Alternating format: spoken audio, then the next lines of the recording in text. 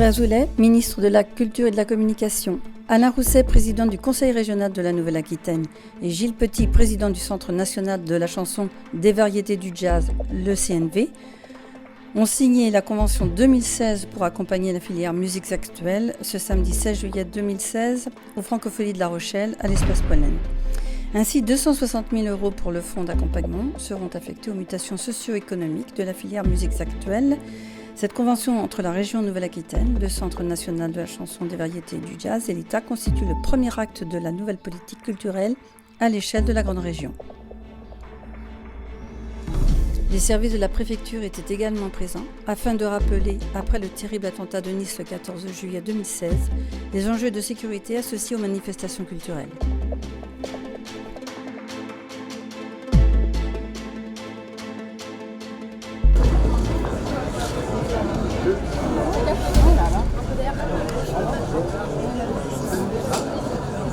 Oh, pardon. J'espère qu'il n'y a personne derrière. Ça va ?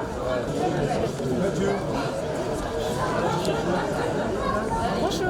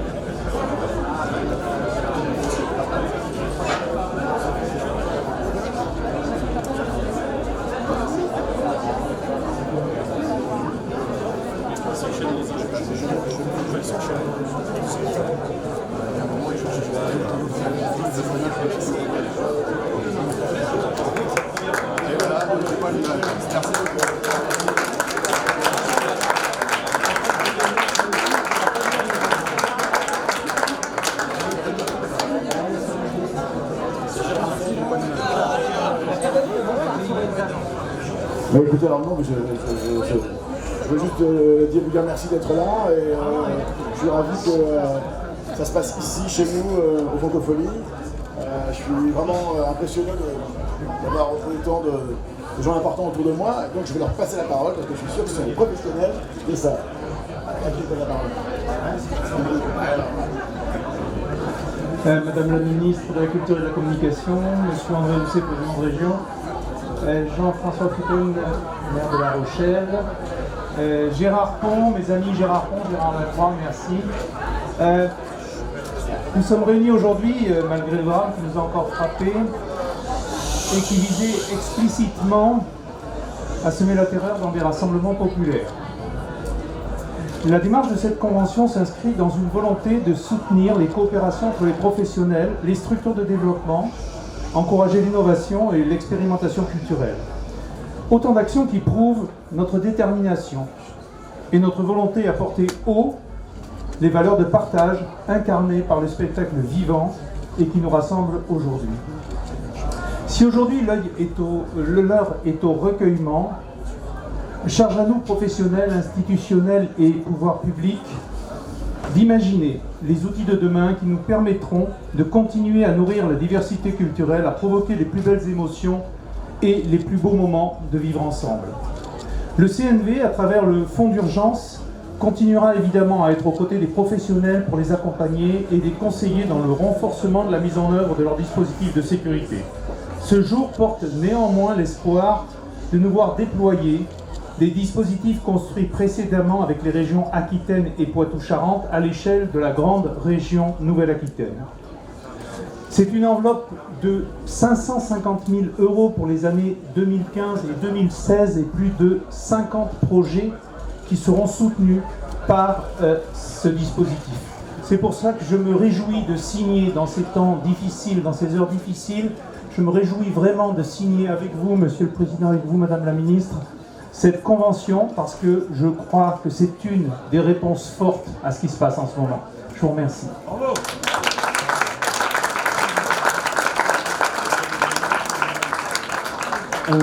Moi je viens représenter le RAMA, le réseau Aquitaine de musique actuelle, et ici à côté de moi nous avons Gaëtan qui représente le PRMA qui était sur la région Poitou-Charentes.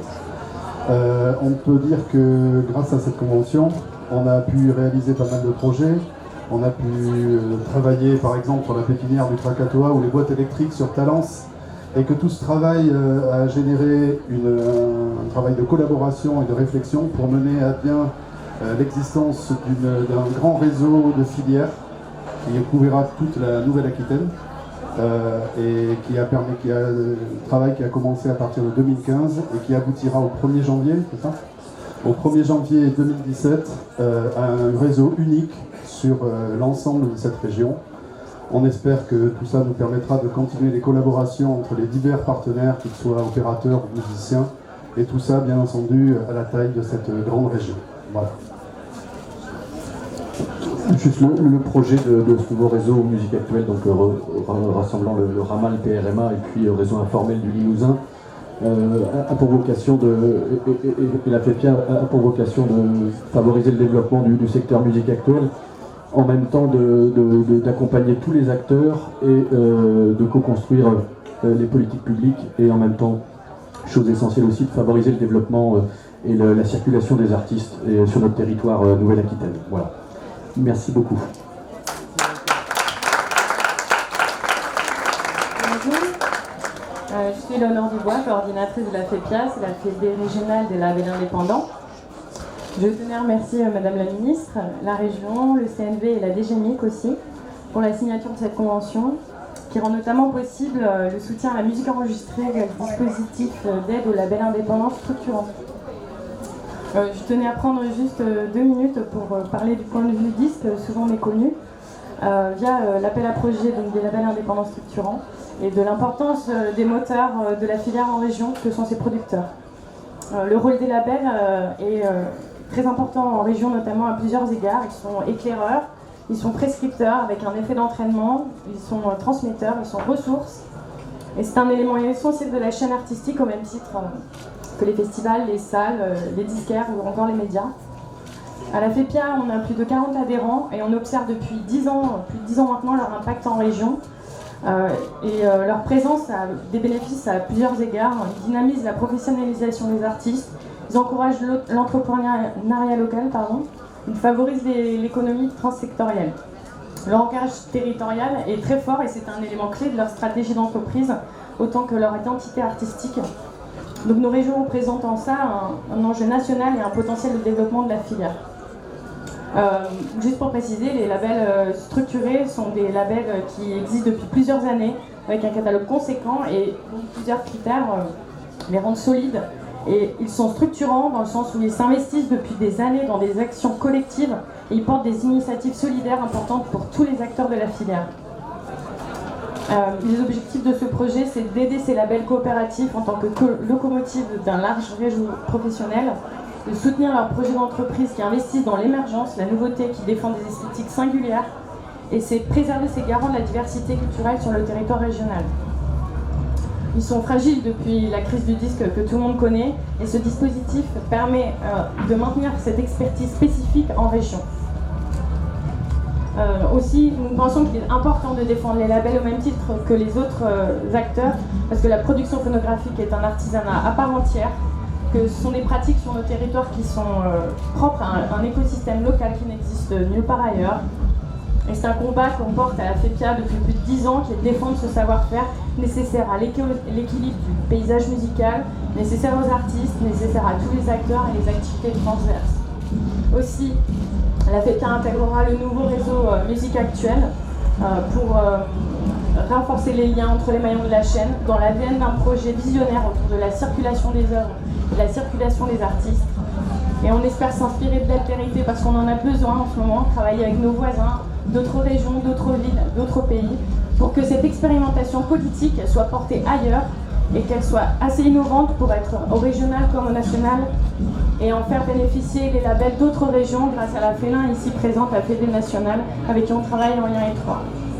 Donc je souhaitais aujourd'hui saluer la signature de cette convention qui reconnaît le travail depuis des années de producteurs phonographiques comme élément essentiel de la chaîne. Et pour ceux qui veulent savoir ce que fait un label et découvrir leur métier, je suis là pour en parler par là au buffet. Merci.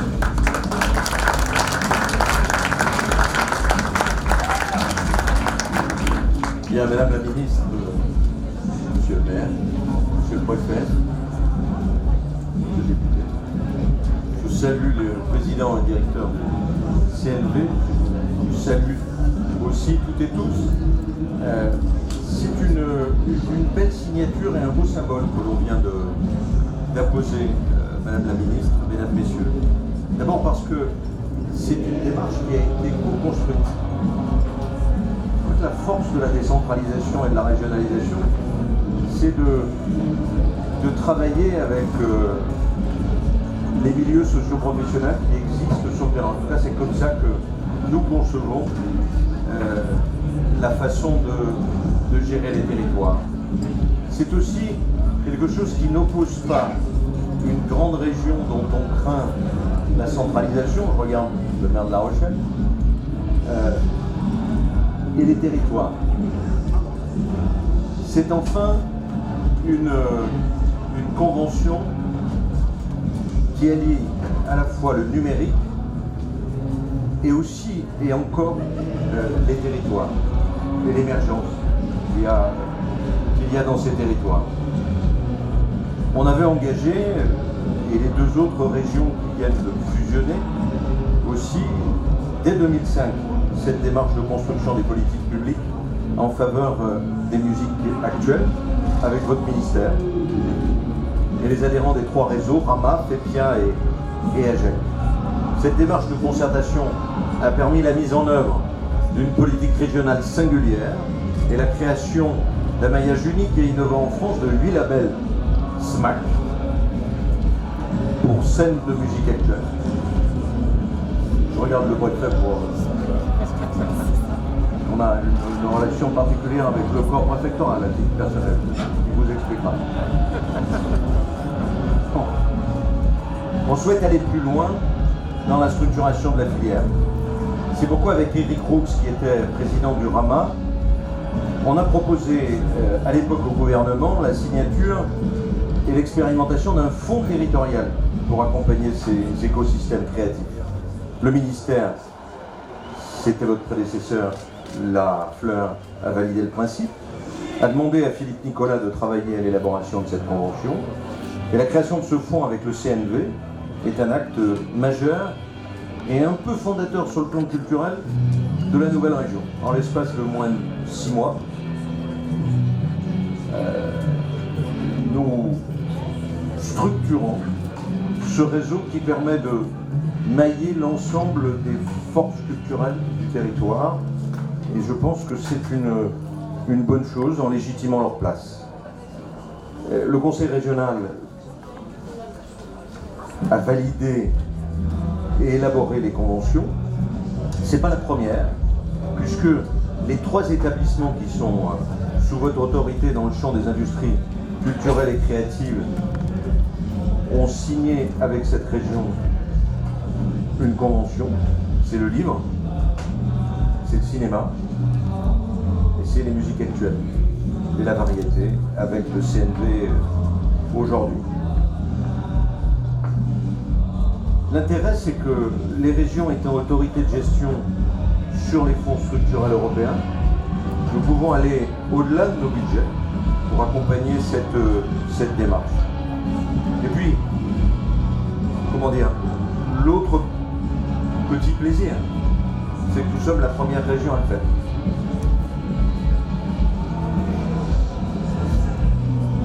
C'est en effet la première à avoir été pensée et co-construite avec les acteurs de la filière des musiques actuelles.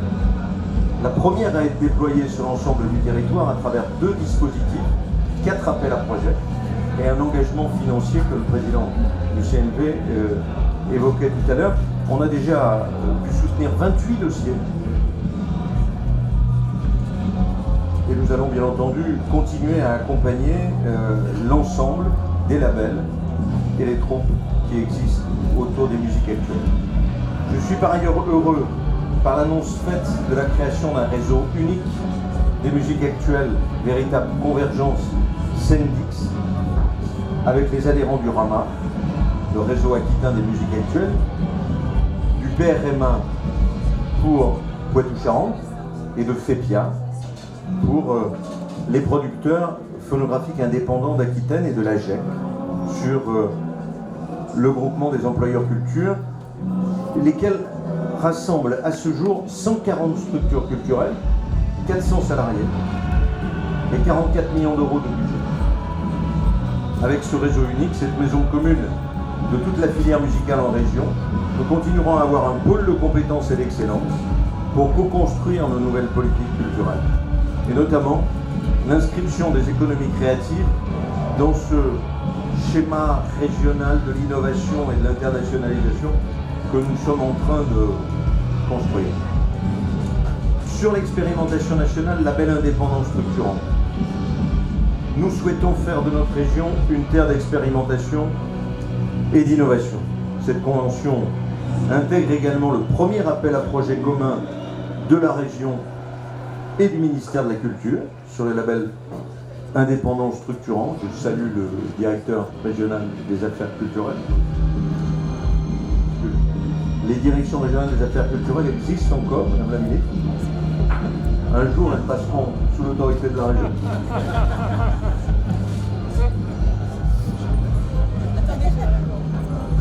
Mais bien sûr, l'État parle en dernier, donc je jette quelques pierres. Cette première nationale, Madame la Ministre, va permettre d'accompagner conjointement l'écosystème des labels pour assurer leur transition numérique et surtout leur mutation économique. Vous avez confirmé au MIDEM que le niveau d'intervention pertinent pour ce soutien au label structurant était celui de la région. Vous voyez ? En s'adossant au nouveau fonds de soutien à l'innovation et à la transition numérique, de la musique enregistrée du ministère de la Culture. Cette expérimentation est aussi une reconnaissance par votre ministère d'une politique structurée de soutien au label indépendant initiée dès 2006 par la région Aquitaine, au travers du dispositif d'aide à la production et à l'édition phonographique et d'un soutien annuel attribué depuis sa création à la FEPIA. Sur ces 10 années de mise en œuvre, 2006-2016, la politique régionale de soutien au label indépendant a représenté un engagement budgétaire total de plus de 1,5 million, renforçant ainsi la création et la diffusion de la diversité musicale. Voilà pourquoi nous sommes, avec Nathalie Lanzy et Eric, particulièrement heureux de signer avec vous. Merci d'être venus. Merci d'être venus par ce beau soleil qui ne nous fait pas oublier, bien sûr, le drame de Nice. Mais peut-être est-ce aussi une réponse à la fois populaire et républicaine, à la fois culturelle et humaine, à l'égard de la barbarie que nous avons apportée ce soir en votre présence. Merci.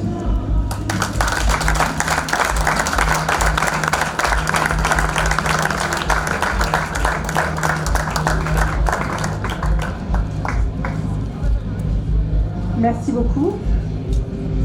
Moi, j'aurais voulu vous dire quelques mots sur les raisons de ma présence ici.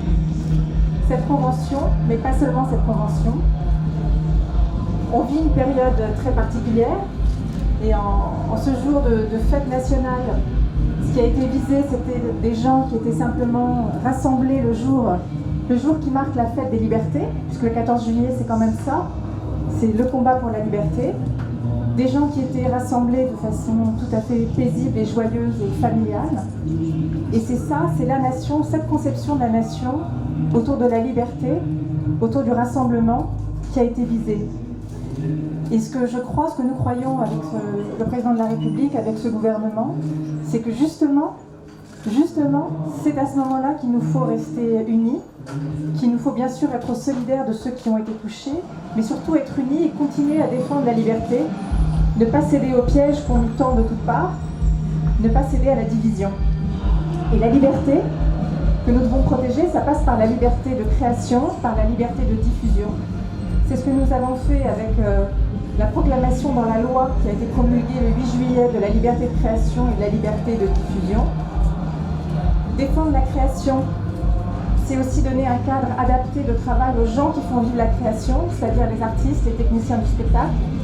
Et c'est pour ça que nous avons fait entrer en vigueur par décret l'accord qui a été signé en avril dernier, un accord qui va donc sur l'intermittence rentrer en vigueur le 1er août prochain, un accord que nous allons aussi accompagner d'un fonds pour l'emploi durable dans le spectacle, que le gouvernement va doter de 90 millions d'euros.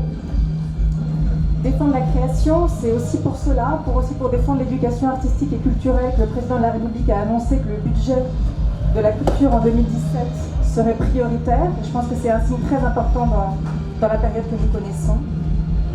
C'est aussi pour ça, et vous l'avez rappelé, que nous avons renforcé, accompagné un plan de développement des scènes de musique actuelle. Et la région ici a été particulièrement active, et donc nous l'avons accompagnée de façon aussi très volontariste. Je m'en réjouis. C'est toujours au soutien de la création, de la musique, de la chanson francophone, et ça me fait plaisir de le dire ici, et de la diversité. Nous avons renforcé et rendu plus effectifs les quotas de chansons francophones à la radio. C'est aussi ce que nous avons fait dans la loi Liberté de création, architecture et patrimoine dont je vous parlais, et avec tout le soutien de la filière musicale que je remercie. La convention que nous signons s'inscrit parfaitement dans cette démarche volontariste que je viens de décrire, puisque c'est une démarche ambitieuse, une démarche partenariale sans laquelle rien n'est possible, entre l'État, la région, le CNV, au bénéfice de la filière musicale sur tout un territoire qui s'engage, la Nouvelle-Aquitaine. Je voudrais remercier le CNV, qui a été moteur de cette démarche et fédérateur de la filière, remercier aussi le RAMA.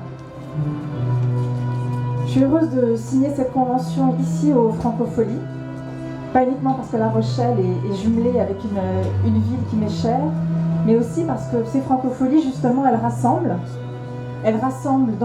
dans une période qui est une période de deuil, et vous l'avez fait de façon d'ailleurs très respectueuse de cette période de deuil. Et vous montrez que la musique est une force, cher Gérard Pont, une force de rassemblement. Ce festival fait dialoguer la chanson avec les autres arts. Il mêle les talents émergents et les maîtres confirmés qui revisitent l'art classique de façon tout à fait exemplaire. Il était très important, et je remercie le maire, je vous en félicite, de maintenir le festival, même dans les circonstances que nous connaissons, avec ces minutes de silence hier, avec peut-être d'autres façons de rendre hommage aujourd'hui.